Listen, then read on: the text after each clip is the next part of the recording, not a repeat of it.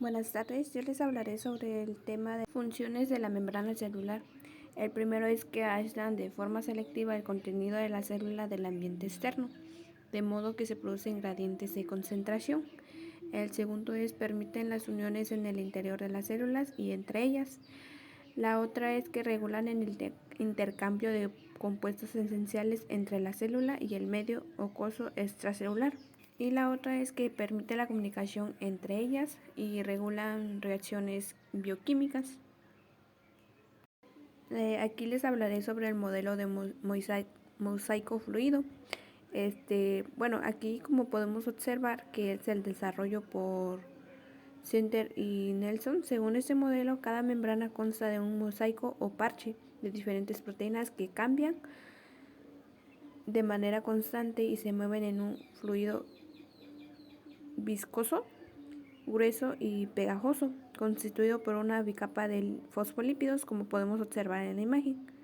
Aquí en esta imagen vamos a observar que la bicapa de fosfolípidos es la parte fluida de la membrana, estructura química de un fosfolípido. Esta está compuesta por una cabeza que es polar hidrofóbica, atraída por el agua, y un par de colas de ácidos grasos no polares que son hidrofóbicas, que no se les atrae el agua. Y pues vemos que están constituidos por una cabeza polar, un esqueleto de glicerol, colas de ácido graso que son hidrofóbicas, grupo funcional variable y grupo fosfato.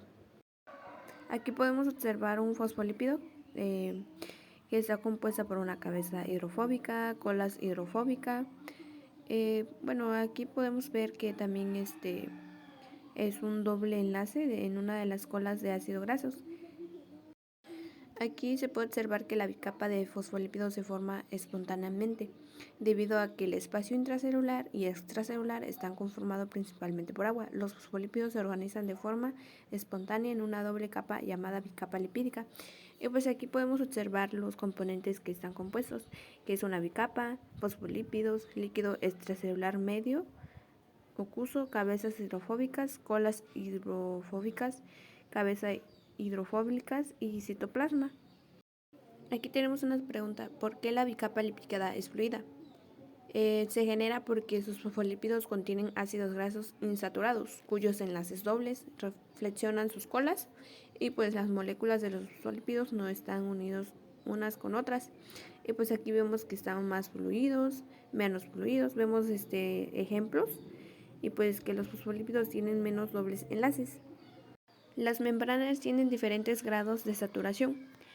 Como vemos que las células tienen diferentes grados de saturación, y porque siguiente de fluidez en la bicapa de fosfolípidos, que dice que las membranas tienden a volverse más fluidas a temperaturas más altas y que las membranas son menos fluidas a temperaturas bajas. Y pues también vemos que es una adaptación biológica. ¿Cómo se aísla el medio intracelular, la membrana? Como sabemos que la mayoría de las moléculas biológicas, incluyendo sales, aminoácidos y carbohidratos, no son polares y solubles en agua, que debido a las sustancias biológicas son polares, no pasan de forma fácil por entre las colas hidrofóbicas y no polares de los ácidos grasos de la bicapa de fosfolípidos.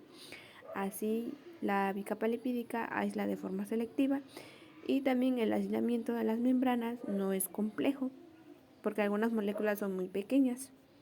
La bicapa lipídica también tiene colesterol. La mayoría de las células animales contienen colesterol. Algunas membranas celulares tienen poco colesterol, otras tienen la misma cantidad de fosfolípidos y colesterol. Como sabemos que el colesterol estabiliza la bicapa de fosfolípidos, a las elevadas temperaturas la mantienen menos fluidas. Y como sabemos que también a bajas temperaturas la mantienen más fluida, y que pues también mantienen su impermeabilidad. Aquí vemos un ejemplo de diversas proteínas forman el mosaico dentro de la membrana. El mosaico fluido describe la membrana celular como un tapiz de varios tipos de moléculas, fosfolípidos, colesterol y proteínas, y pues que este movimiento ayuda a que la membrana celular mantenga su papel de barrera entre el ambiente interior y el exterior de la célula.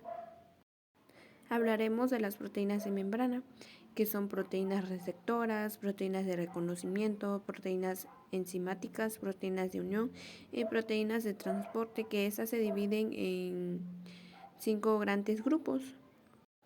Proteínas receptoras, célula emisora.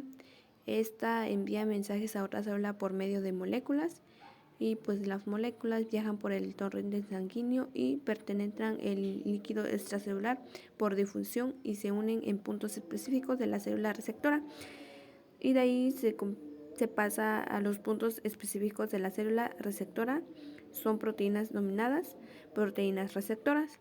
De ahí pasamos a proteínas receptoras que se convierten en moléculas. De ahí, cuando la proteína receptora se une con el mensaje químico molecular, la respuesta de la proteína es muy diversa. Por ejemplo, proteína se modifica y pasa de estar inactiva a activa y se convierte en proteína activa. Aquí observamos un ejemplo de la activación de proteínas receptoras, que primero pasa una hormona, se une al receptor. De ahí la unión de la hormona activa al receptor, que cambia de forma. De ahí pasa el receptor activo, estimula la respuesta de la célula. Y pues cuando estas otras proteínas receptoras se unen a moléculas mensajeras, abren los canales iónicos, inician secuencias de reacciones que estimulan a las células para que se dividan o produzcan hormonas. Aquí observamos acciones de las hormonas derivadas de aminoácidos y péptidos en las células.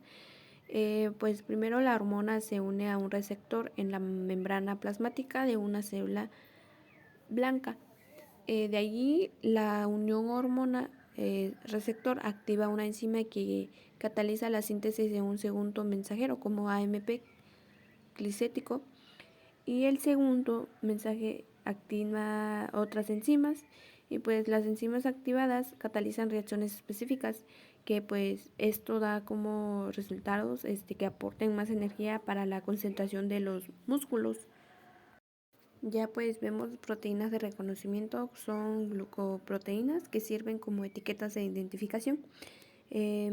Las células de cada individuo llegan glucoproteínas únicas que las identifica como yo.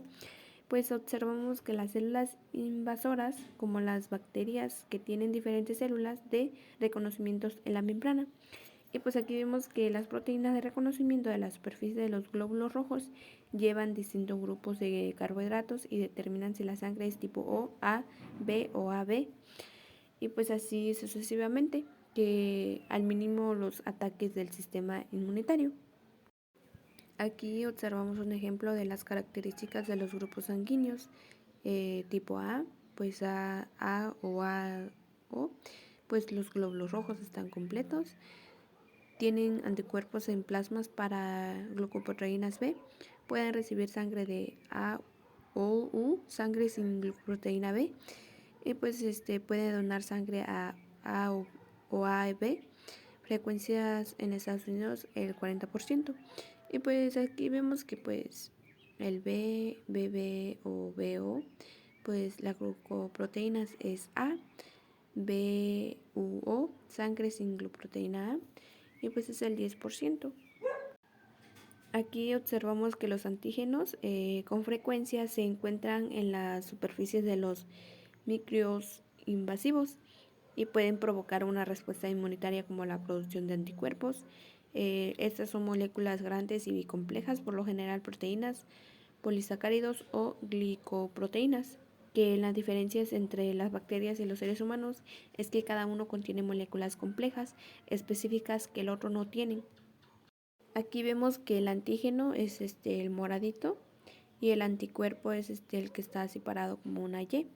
Pues aquí vemos que un eritrocito, anticuerpos en plasma sanguíneo, antígenos en los intererocitos, y vemos su clasificación.